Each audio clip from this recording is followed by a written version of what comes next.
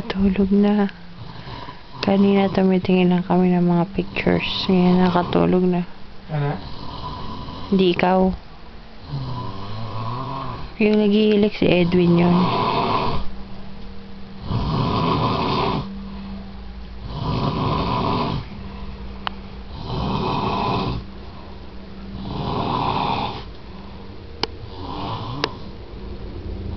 Madilim eh, sir.